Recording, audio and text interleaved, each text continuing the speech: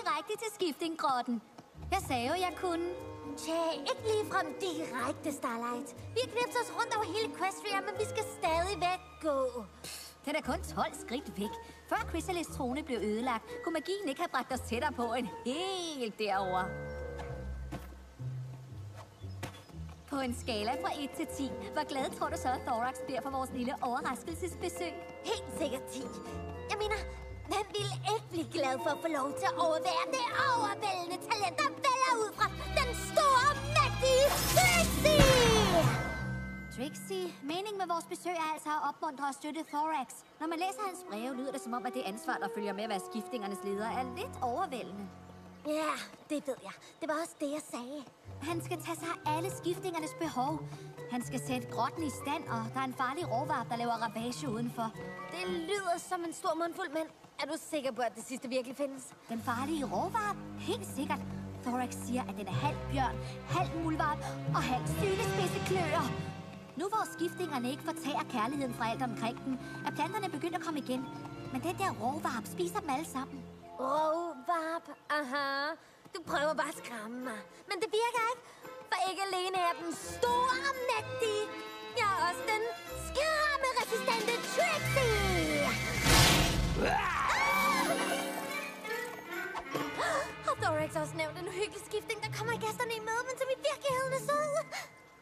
Niks. Og jeg er ikke sød.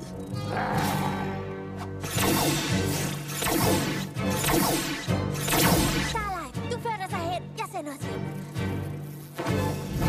Teleporteringsmagi nu! Har jeg reddet os? Niks. My little pony, my little pony. Jeg vidste ikke, hvad venskaber kunne blive. Ikke før I delte jeres magi. Eventyr never lie. Et hjerte så smukt, som viser vej.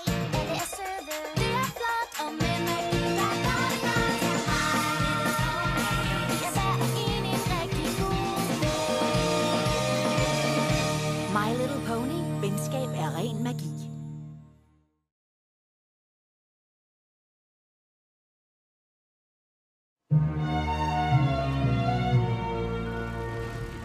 En skiftingsforandring. Hvad venter du på? Brug magien til at få os ud herfra. Ro på, skræmmeresistente Trixie. Vi må da finde ud af, hvad der foregår. Måske har Thorax brug for hjælp. Vi har brug for hjælp. Teleporteringsmagi nu. Teleporteringsmagi nu. Teleporteringsmagi. Hvorfor bliver du ved med at gøre det der? Du ved godt, det ikke er sådan, man gør. Ja, tak. Men jeg må da gøre noget. Jeg har fanget de her ubudne gæster. Starlight? Trixie? Det er okay, Pharynx. Bare slip dem fri.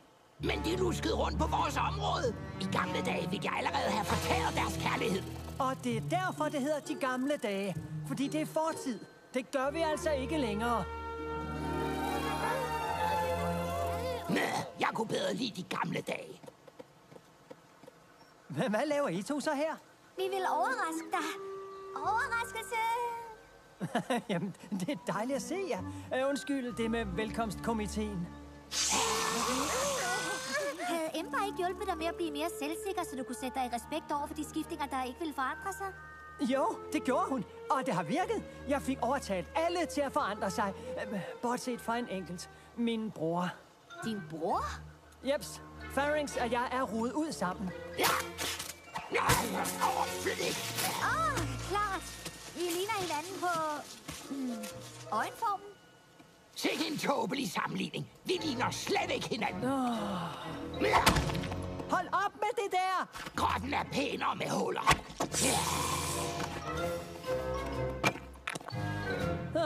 Nå, skal jeg ikke vise jer resten af grotten, nu hvor der ikke er nogen, der larmer sådan? Der er sket rigtig meget, siden I var her sidst. Jeg forsøger at få gang i nogle nye aktiviteter, for vi lavede jo ikke andet end at jage og patruljere før. Der er teater, standarddans, sammenskudskilde 1 gang om ugen. Og hvem kan både skifte form og lave kreaværksted? Ham her. Jeg er meget imponeret, Thorax. Grotten, alle aktiviteterne. Han har gjort det igen. Pharynx har hældt en hel spand sort maling ud over mig. Han sagde, at min fuchsia-farve ikke kunne skræmme vores fjender væk. Men hvilke fjender. Det beklager jeg virkelig. Jeg skal nok tale med ham. Det er dig, der leder her i grotten, Thorax. Der skal mere til end bare snak. Tja, måske er det ikke det hele her, der er fantastisk. Helt ærligt, Thorax. Hvad er der galt med din bror? Pharynx plejede at være leder af skiftingpatruljen. Men nu hvor vi er fredelige, er der ingen grund til at patruljere, så han sniger sig bare rundt i grotten og gør livet surt for os andre. De andre skiftinger er trætte af det, og hvis jeg ikke kan få ham til at acceptere kærlighed og venskab og forandre sig ligesom os andre, er alt det, jeg har opnået her i fare.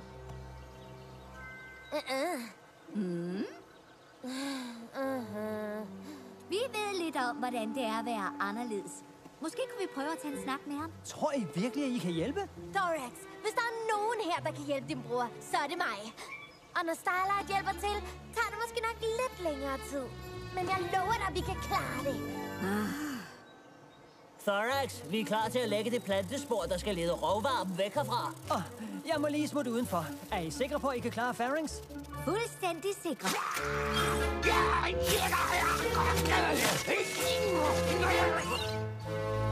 Ja, vi har helt styr på det.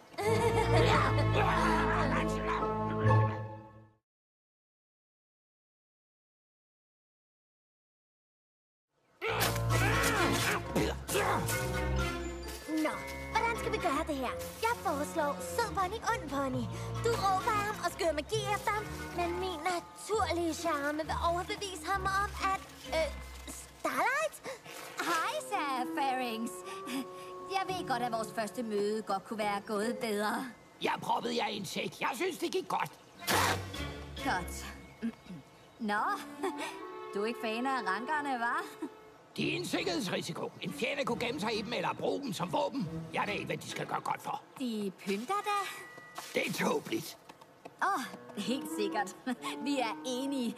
Men måske skal du lade være med at udtrykke din mening ved at ødelægge dem? Jeg lytter ikke til ponyer. Det eneste, I kan bruges til er morgenmad. Eller sådan var det da engang. Altså, du minder faktisk meget om os. Næppe. Det passer. Ved du måske, hvem Twilight Sparkle er? Nej. Godt. Hun er den mest valgte, belæste, dødsmønsteragtige pony i Equestria. Hun lyder skrækkelig. Du vil have hende. Det gør jeg. Hun var meget bedre til alting end mig, og derfor var jeg ikke særlig sød ved hende. Og jeg har været diktator, der styrede en hel landsby med hård hår. Er det sandt? Måske forstår I virkelig, hvordan jeg har det. Ja, det gør vi. Men nu har Trixie affundet sig med ikke at være den bedste til alt. Og jeg tvinger ikke ponyer til at gøre noget imod deres vilje. Og vores liv er blevet så meget bedre af det. Wow, så er I begge to tabere. Hold jer fra mig, ellers kan I få samme behandling som rankerne. Godt. Operation Led rovvarpen væk herfra er godt i gang nu. Hvordan gik det med Pharynx? Din bror er... en udfordring. Så skidt, hva'? Det gik ikke godt. Har I lyst til at tale om det? Så kan I gå med hen til vores følelsesforum. Hvad for noget? Det er et sted, hvor skiftingerne kan udtrykke deres følelser, så vi alle kan få en bedre forståelse for hinanden. Det har virkelig hjulpet med at bringe os tættere sammen. Nogle gange har jeg det, som om jeg er en blå skifting. Nogle gange har jeg det, som om jeg er en lilla skifting. Men se mig lige. Jeg er bare grøn. Du kan være lige, hvad du har lyst til at være. Vær blå den ene dag og lilla den næste. Vær begge dele på samme dag. Men så føles det, som om jeg lever en løgn. Det er meget modigt af dig at dele noget så personligt med os. Er der nogen andre, der går rundt og tumler med noget lignende? Sådan havde jeg det engang, men efter jeg begyndte at komme i kreerværkstedet, har jeg bare haft det skønt. Aha, alle elsker kreerværksted. Ja, kreativt er dejligt. Ja, alle på nær, I ved hvem. Ja, I ved, hvem bruger kreerværkstedet til at lave spyd. Han er både skræmmende og uhyggelig. I ved hvem gør mig virkelig skidt tilpas. Han gør os alle sammen skidt tilpas. Jeg beder jer alle sammen. Jeg ved godt, at Pharynx kan være lidt af en udfordring en gang imellem. Det er vist en underdrivelse. Han strøede gangen til mit horne. Han lærer de små skiftinger at knurre og væse. Min suppe er for varm! Hvad? Skal man ikke tale om sine problemer i følelsesforummet? Det lyder som om, I bruger jeres latterlige følelsesforum til at tale om mig, når jeg ikke er der. Følelsesforumet er her, så man kan tale om hvad som helst, der må gå ind på. Er der noget, du har lyst til at tale om, Pharynx? Ja, det er der faktisk. Skiftingerne plejede at være en frygtindgydende sværm. Nu sidder vi og taler om vores følelser i sådan en grad, at I ikke engang kan forhindre en rovvarp i at spise jeres smukke planter. Jeg kunne let have jaget den på flugt. Men nu må vi vel bare prøve at lede den væk og håbe, at der ikke sker os noget. Jeg føler mig utryg, når han er i nærheden. Jeg vil først føle mig tryg, når han er væk. Det kan jeg ikke gøre. Han skal forvises! Hey, min suppe er okay nu. Det her følelsesforum kan virkelig løse problemer. Kære venner, jeg beder jer.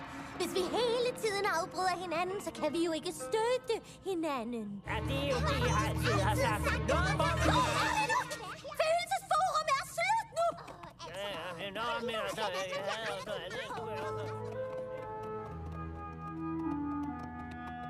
Ja. Jeg vil gerne sige noget, men det er i strid med alt det, jeg har lært, mens jeg var Twilights elev. Jamen, så vil jeg da meget gerne høre det. Jeg tror, at Pharynx er umulig at redde. Jeg går ind for, at man får en ekstra chance. 2 til med, men han virker altså som en skidt fyr. Og Thorax har et ansvar over for hele flokken, ikke kun sin bror. Hvis han bliver ved med at beskytte Pharynx, vil flokken måske beslutte, at de ikke vil have Thorax som deres leder. Jeg tror, måske han bliver nødt til at smide Pharynx ud. Men jeg har ikke lyst til at skulle fortælle Thorax det. Bestemt heller ikke mig. Men en eller anden burde gøre det. Jeg stemmer på dig.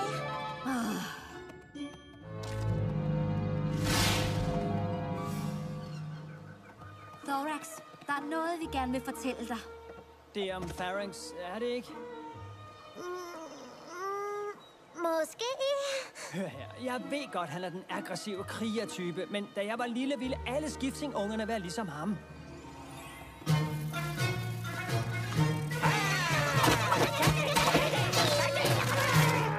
Alle skiftingunger, bortset fra mig. De andre drillede mig, fordi jeg ikke ville slås. Se den lille orm, der leger med sine dukker. Kan I så lade min bror være i fred? Men Pharynx beskyttede mig altid. Vi sagde bare, at hans dukker var fine.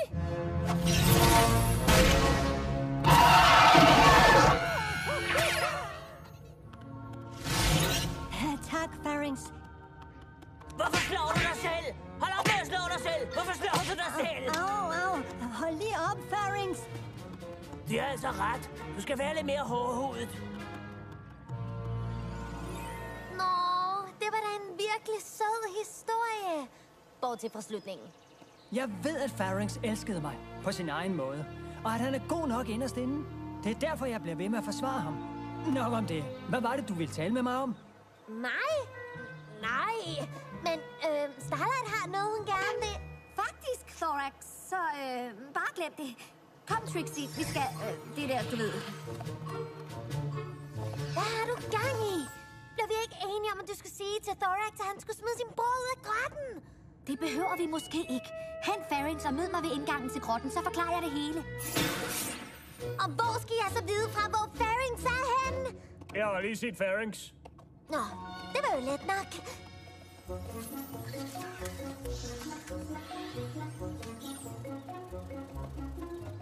Vi bruger et problem til at løse et andet. Jeg forsøger at lede råvarpen herover ved hjælp af plantesporet. Skiftingerne kan måske ikke stands den længere, men det kan Pharynx. Når den angriber, vil han redde sin bror, så alle kan se, at han også har gode sider. De andre vil acceptere ham, og Pharynx vil endelig lukke kærlighed og venskab ind i sit hjerte og forvandle sig. Wow. Ja, ikke? Rigtig god idé. Hvor er Pharynx?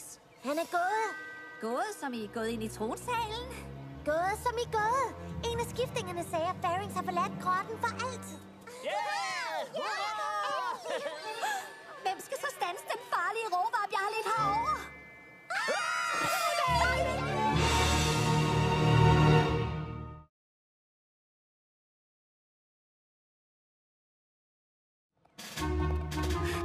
Thorax, der er du. Pharynx er forsvundet. Og lige om lidt. Og den farlige råvarp er på vej herhen. Jeg sagde det jo. Men det giver jo ingen mening. Plantesporet burde have lidt den farlige rovvarp væk herfra. Jeg har måske nok omlagt sporet, så det fører hen til grotten i stedet. Hvorfor har du gjort det?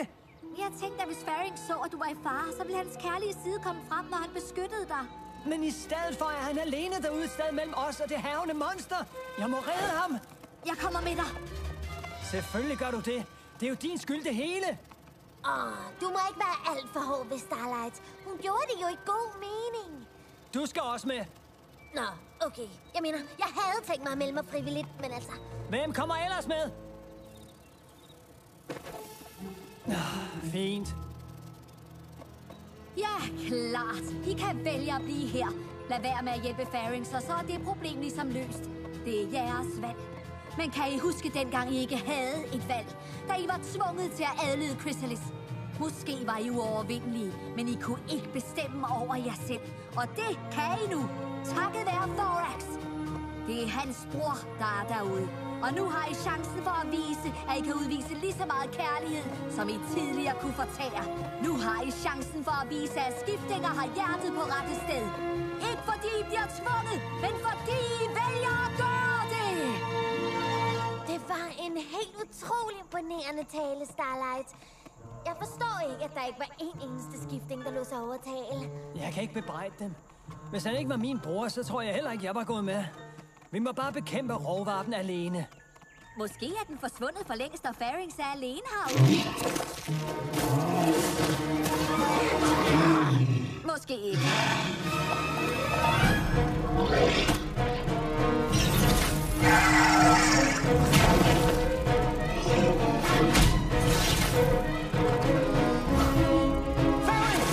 Hvad laver du her?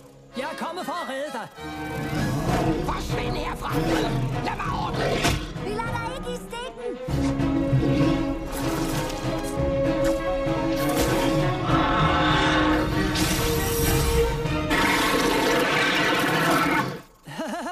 Jeg fik vist ikke skrevet i min brev, at rovvarper er meget tykhudede.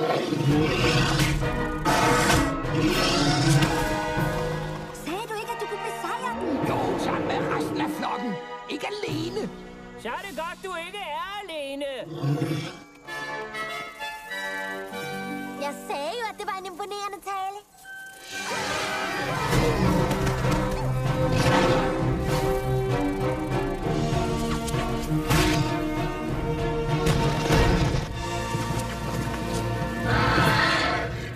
Det nytter ikke. Vi er ude af træning, og han er for hård før. Og stærk! Ærgerligt, at vi ikke kan få den til at bekæmpe sig selv. Selvfølgelig. Thorax, kan du huske, da vi var små, og jeg fik dig til at slå dig selv? Skal du absolut gøre nar mig nu, Faring? Ja, selvfølgelig. Hvorfor slår du dig selv? Hvorfor slår du dig selv? Hvorfor slår du dig selv? Ja, rovvarp. Hvorfor slår du dig selv? Hvorfor slår du dig selv?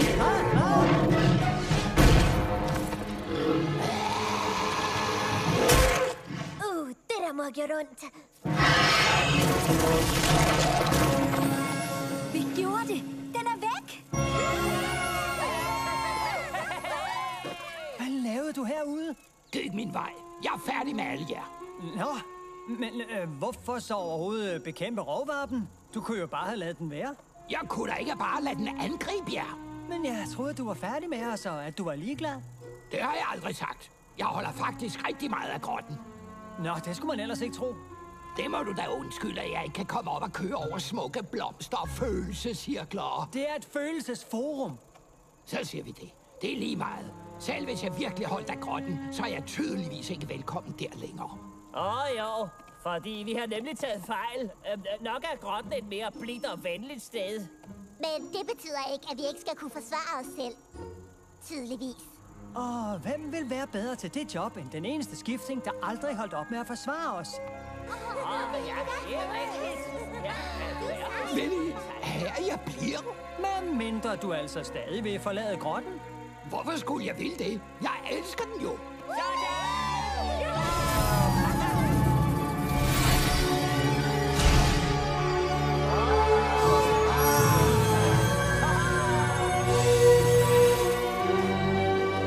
Han gjorde det! du? Jeg troede, du sagde, at jeg var umulig at redde, og du ville sige til Thorax, at han skulle smide mig ud. Starlight! Hvordan kunne du dog sige sådan noget? Hvad? Jeg mener... Men du... Og heldigvis var du ikke umulig at redde. Og heldigvis holdt du aldrig op med at prøve. Godt så. Jeg er glad for, at det hele endte lykkeligt. Ja! Og skal vi ikke også tale om, hvordan I ikke kun ledte rovvarpen hen til grotten, men oven i købet også drev min bror væk fra den? Det må du altså virkelig undskylde. Men jeg vil nu gerne understrege, at min indrømmede forfærdelige plan faktisk fik løst problemerne til sidst. Hey, vil I høre historien om, hvordan jeg plejede at få Thorax til at slå sig selv? Helt sikkert, ja. Lige nu. Godt. Dengang vi var små, ville alle skiftninger være krigere. Undtagen Thorax. Han var lidt svag, og jeg måtte beskytte